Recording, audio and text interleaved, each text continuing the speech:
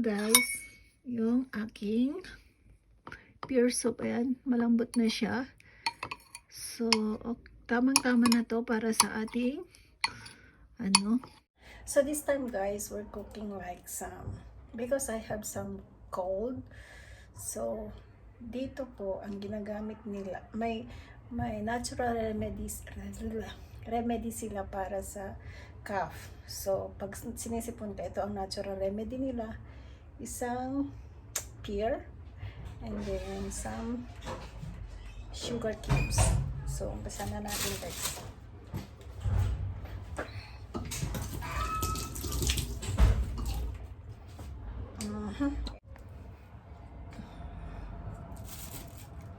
Ano siya guys, pull off natin.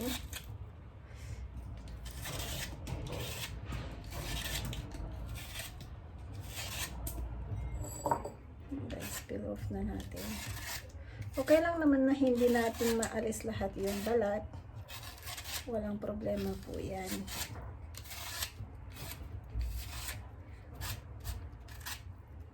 Na tinuro ito sa akin ng isang Chinese old lola. O diba? Chinese old lola. So, ito butasan natin dito. Alisin natin yung buto. Ayan guys. Ito yung ginagawa nila, natural remedy para pag pag may sipon ka, yun, natural remedy ito. Lulutuin mo lang, steam hanggang lumambot. Kasi okay lang naman na kasi hindi mo naman kakainin yung tubig lang naman ang kakainin mo dito guys. So ayan.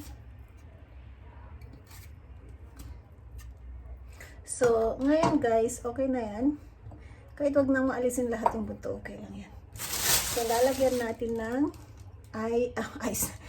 sugar cubes. So okay na yan, tama na sa akin itong isa. So ngayon, i-steam natin ng maybe 20 minutes para lumambot at saka lumabas yung katas. O diba? So ito na siya guys. Yan. Ayan. Isa lang nilagay ko na isang cube na malaki.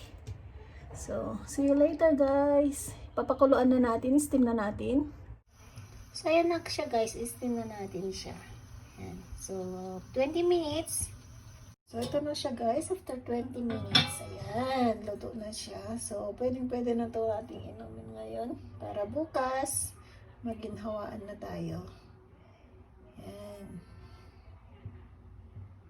Ano guys, yung aking pure soap. Ayan, malambot na siya.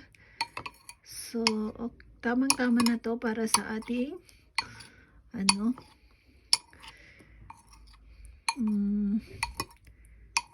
para sa ating lalamunan. O diba? So just this one guys. So natural cough remedy to siya guys. So hope may natutunan kayo sa ating sa ating video today. Thanks guys for watching, and if you're new to my channel, please subscribe. Ilo ka nang madiskarte.